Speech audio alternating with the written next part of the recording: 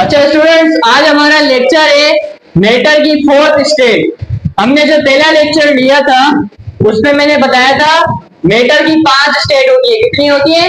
पहली थी solid, liquid, gas, plasma. आज पढ़ेंगे और आखिरी थी बोथ आइंस्टाइन कंडेंसेट।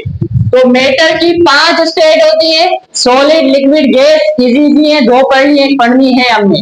आज हम पढ़ रहे मेटर की फोर्थ स्टेट। आपकी बुक में इसका सिर्फ इंट्रोडक्शन दिया हुआ है, ज्यादा लॉन्ग नहीं है, ठीक है। तो प्लाज्मा स्टेट होती क्या है, यहां देखो।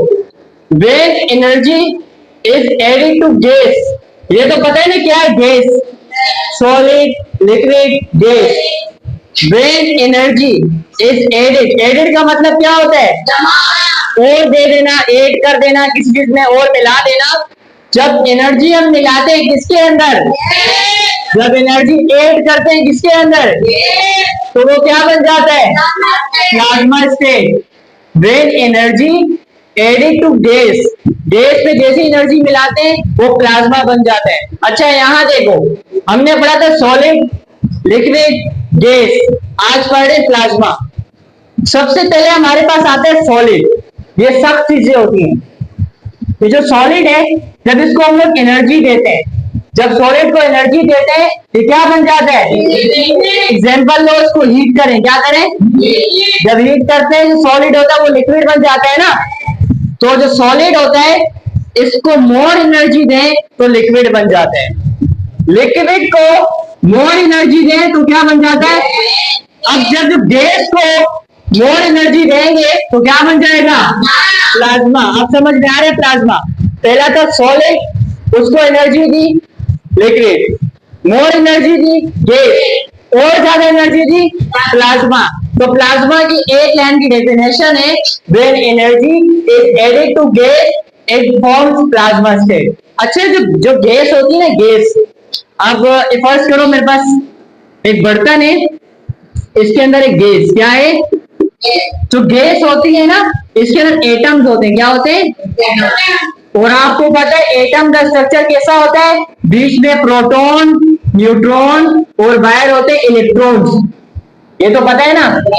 और एक और चीज बता दूं, इलेक्ट्रॉन को जब एनर्जी देते हैं ना तो यहां पे रुकता नहीं है, ये निकल के भाग जाता है। एटम में इलेक्ट्रॉन को एनर्जी देते हैं तो वो रुकता नहीं है, निकल के भाग जाता है। अब जो गैस है उसको जब हम लोग और एनर्जी दे रहे हैं तो क्या इनके एटम के इलेक्ट्रॉन एक जगह पे रुकेंगे क्या? वो निकल कर भाग जाएंगे या एक्स्ट्रा इलेक्ट्रॉन ऐड हो जाएंगे। या तो इलेक्ट्रॉन निकल जाते हैं या इलेक्ट्रॉन आ जाते हैं, 2 काम होता है।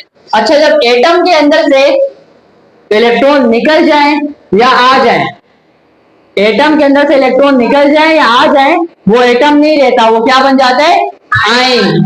आयन बन जाता है, या तो पॉजिटिव या तो नेगेटिव। ये चैप्टर नंबर 1 में हमने पढ़ना है कि आयन्स क्या होते हैं, स्कूल में पढ़ा है ना।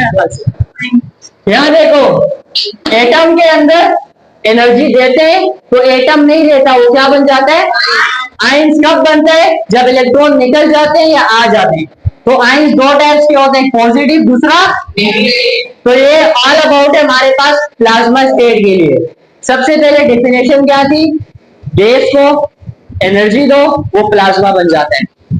अच्छा गैस के अंदर एटम जो होते हैं ना, उसको एनर्जी देने की वजह से उनके इलेक्ट्रॉन या तो निकल जाते हैं या तो आ जाते हैं, वो आयन बन जाता है, या तो पॉजिटिव या तो नेगेटिव। अच्छा अब इसकी एग्जांपल देखते हैं कि प्लाज्मा स्टेट कहां कहां पर पाई जाती है। अगर मैं आपसे पूछूं कि जो पहली वाली स्टेट है सॉलिड, वो कहां पाई जाती है, आप एग्जांपल दे दोगे? चेयर सर सॉलिड है। अगर मैं पूछूं लिक्विड कहां पाई जाती है, उसकी भी एग्जांपल दे दोगे, पानी वगैरह। अगर मैं पूछूं गैस कहां पाई जाती है, उसकी भी एग्जांपल दे दोगे, माहौल में। अगर मैं पूछूं प्लाज्मा कहां पाई जाती है तो उसका आंसर क्या दोगे?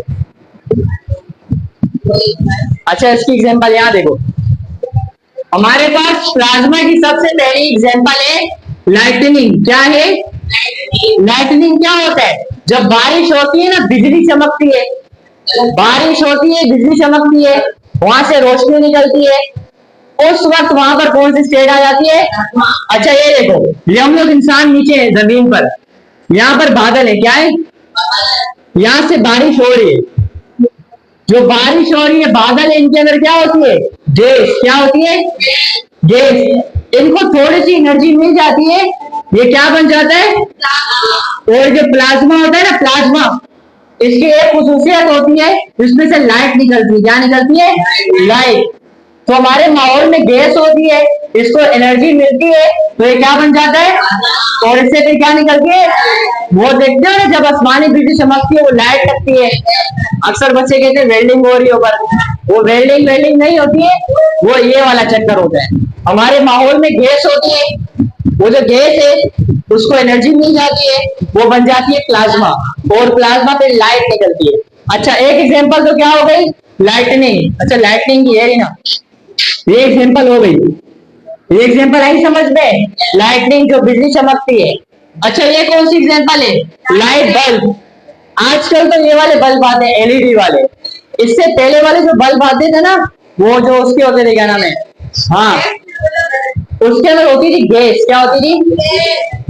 अक्सर देखा होगा, उसको जब हम ऐसे फाड़ते तो आवाज आती है टक करके। तो पहले वाले जो बल्ब होते ना, पहले वाले इस तरह से जो होते थे, नहीं नहीं, इस तरह से जो होते थे, हाँ वो, हाँ ऑरेंज वाले, इस तरह से बीच में वायर होती थी। अच्छा, वो बल्ब कैसे थे? बिल्कुल पैक होते थे ना, बिल्कुल पैक होते हैं। देखे वो बल्ब? अच्छा देखो, यहाँ देखो, बल्ब बिल्कुल पैक होते हैं। इनके अंदर क्या होती है? गैस। क्या होती है? जैसे हम बिजली ऑन करते हैं, light is a form of energy, electricity मिलती है, ये गैस को एनर्जी मिलती है, गैस क्या बन जाती है? और जो प्लाज्मा है उसकी क्या खासियत है? उससे क्या निकलती है? लाइट। तो बल्ब के अंदर जो लाइट जलती है ना, लाइट, वो भी कौन सी स्टेट होती है? Plasma state. इसके अलावा हमारे एक रिएक्शन होता है न्यूक्लियर पावर। ये जो हमारे पास कुछ बॉम्ब होते हैं, एटम बॉम्ब्स, ये सब न्यूक्लियर वगैरह में आते हैं। एटम का जो न्यूक्लियस होता है, न्यूक्लियस, एटम का न्यूक्लियस, इसके साथ कुछ रिएक्शन किए जाते हैं, ये आपने बाद में आगे पढ़ना है। अभी माइंड में क्या रखो, जितने भी न्यूक्लियर पावर होते हैं ना, उसमें कौन सी स्टेट यूज होती है? प्लाज्मा स्टेट यूज होती है। तो 3 एग्जांपल याद रहेंगी।